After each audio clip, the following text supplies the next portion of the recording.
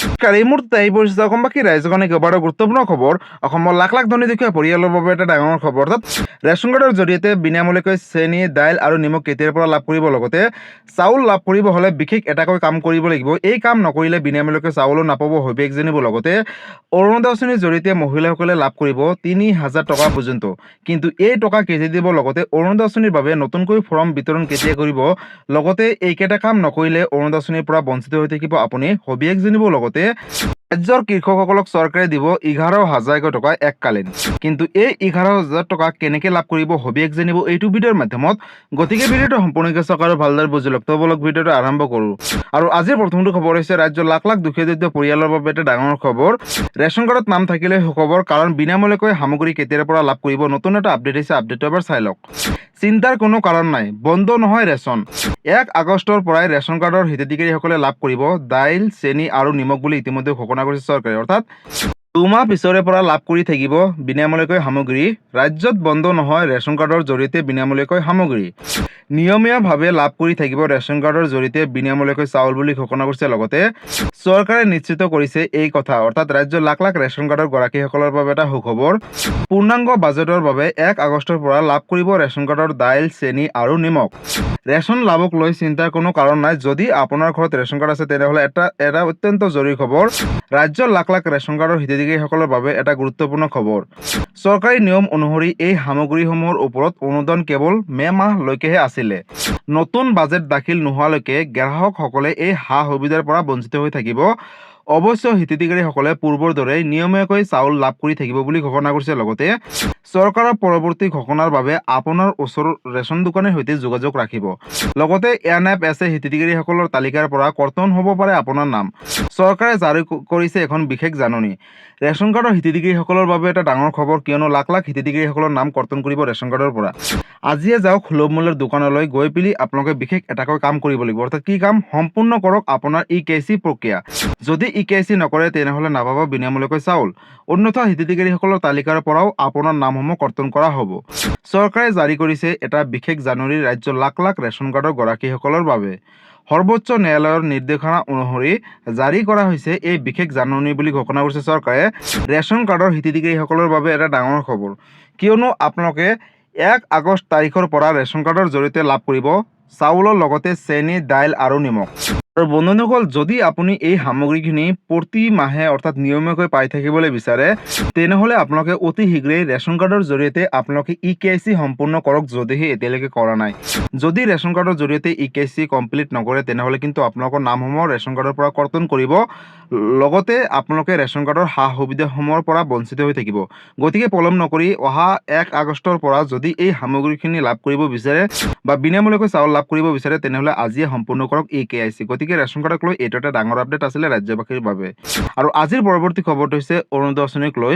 অৰুণোদয় আঁচনিৰ টকা কেতিয়া দিব সেইলৈকে চাব। লগতে নতুন এটা আপডেট আহিছে, চাই লওক। অৰুণোদয় আঁচনিক লৈ ডাঙৰ ঘোষণা, ঘৰে ঘৰে যাব চৰকাৰী বিষয়া, সোমাব নতুন হিতাধিকাৰীসকলৰ নাম।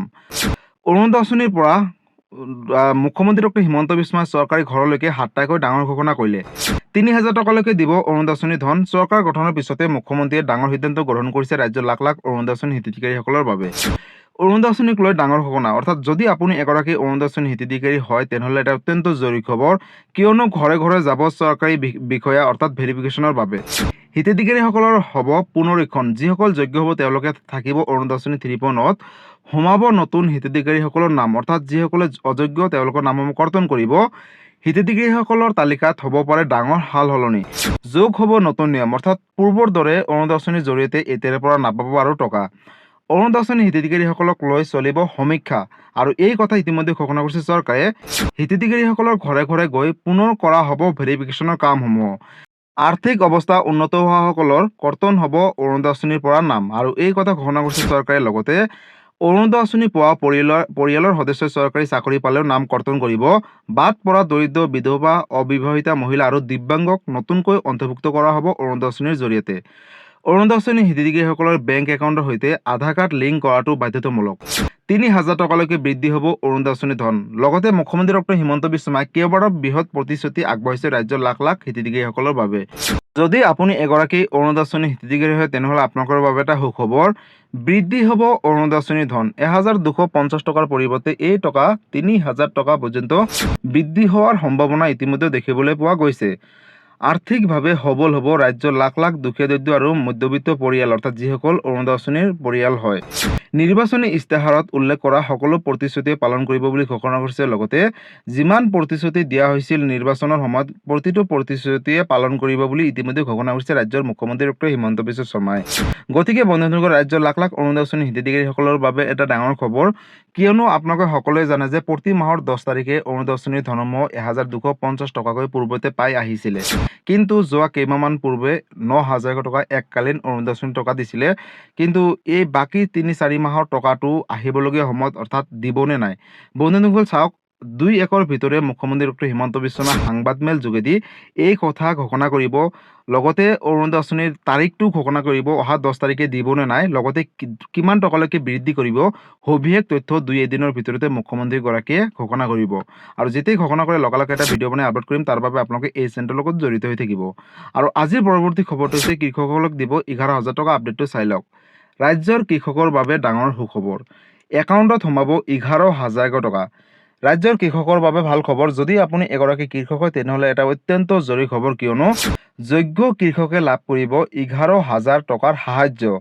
সোণগুটিৰে আৰম্ভ হোৱা অসমৰ শক্তিশালী গ্ৰাম্য অৰ্থনীতিৰ এক নতুন অধ্যায় বুলি ঘোষণা কৰিছে। লগতে আত্মনিৰ্ভৰশীলতাৰ দিশে অগ্ৰসৰ অসমৰ কৃষিখণ্ড। কৃষক, মৎস্যজীৱী, দুগ্ধ উৎপাদক আৰু আত্মনিৰ্ভৰশীল গাঁওসমূহক অধিক শক্তিশালী কৰাৰ লক্ষ্যৰে অসম চৰকাৰৰ কৃষকৰ বাবে অব্যাহত থাকিব ফচল বীমা আঁচনিৰ সুবিধা। লগতে কৃষিজাত শস্যৰ উৎপাদনৰ ভিত্তিত কৃষকে লাভ কৰিব নিম্নতম সমৰ্থন মূল্য।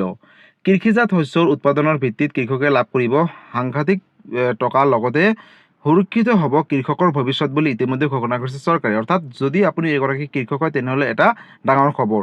প্ৰযুক্তিচালিত কৃষি ব্যৱস্থাৰে উৎপাদন কৰা হ'ব এই সামগ্ৰীখিনি। লগতে 10 লাখ মেট্ৰিক টন মৎস্য উৎপাদনৰ লক্ষ্য হৈছে ৰাজ্য চৰকাৰৰ। দুগ্ধ, হাঁহ, কুকুৰা, গাহৰি পালনৰ গ্ৰাম্য অৰ্থনীতি শক্তিশালী কৰাৰ পৰিকল্পনা ইতিমধ্যে ৰাজ্য চৰকাৰৰ। সামাজিক মাধ্যমত মুখ্যমন্ত্ৰী ডক্টৰ হিমন্ত বিশ্ব শৰ্মা শ্বেয়াৰ কৰিলে এই বিশেষ পোষ্ট। গতিকে ৰাজ্যৰ লাখ লাখ দুখীয়া, দৰিদ্ৰ আৰু মধ্যবিত্ত পৰিয়ালৰ বাবে এটা ডাঙৰ খবৰ, কিয়নো আপোনালোকে ইতিমধ্যে সকলোৱে গম পালে যে ৰেচন কাৰ্ডৰ পৰা আৰম্ভ কৰি ৰাজ্যৰ কৃষকসকলৰ বাবে কেইবাটাও বৃহৎ মন্তব্য কৰিলে ইতিমধ্যে চৰকাৰে।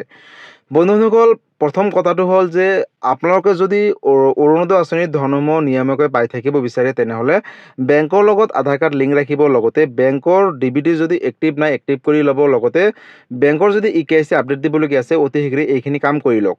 লগতে মুখ্যমন্ত্ৰী ডক্টৰ হিমন্ত বিশ্ব শৰ্মাই ঘোষণা কৰিছে যে যদি এইখিনি কাম নকৰে তেনেহ'লে কিন্তু অৰুণোদয় আঁচনিৰ পৰা নামসমূহ কৰ্তন কৰা হ'ব বা আপোনালোকে টকাটো দিলেও আপোনালোকৰ বেংক একাউণ্টত নোসোমাব। লগতে যদি আপোনালোকৰ নাম কৰ্তন কৰে তেনেহ'লে আপোনালোকে নতুনকৈ ফৰ্ম ফিল আপ কৰি জমা দিব লাগিব। আৰু নতুনকৈ ফৰ্ম গাঁও পঞ্চায়তত চৰকাৰে বিতৰণ কৰিব। এতিয়ালৈকে কৰা নাই, কিন্তু আহিবলগীয়া সময়ত কৰিব। যেতিয়াই কৰে লগালগ মই এটা ভিডিঅ' বনাই আপলোড কৰিম, তাৰ বাবে আপোনালোকে চেনেলৰ লগত জড়িত হৈ থাকিব। লগতে বন্ধুসকল, ঘৰে ঘৰে যাব চৰকাৰী বিষয়া, কিয়নো প্ৰত্যেক ঘৰতে গৈ নতুনকৈ ভেৰিফিকেশ্যন কৰিব। যিসকল যোগ্য মহিলা হ'ব তেওঁলোকে লাভ কৰি থাকিব অৰুণোদয় আঁচনিৰ ধন। যিসকলে অযোগ্য মহিলা তেওঁলোকৰ নামসমূহ কৰ্তন কৰিব অৰুণোদয় আঁচনিৰ পৰা বুলি ইতিমধ্যে ঘোষণা কৰিছে চৰকাৰে।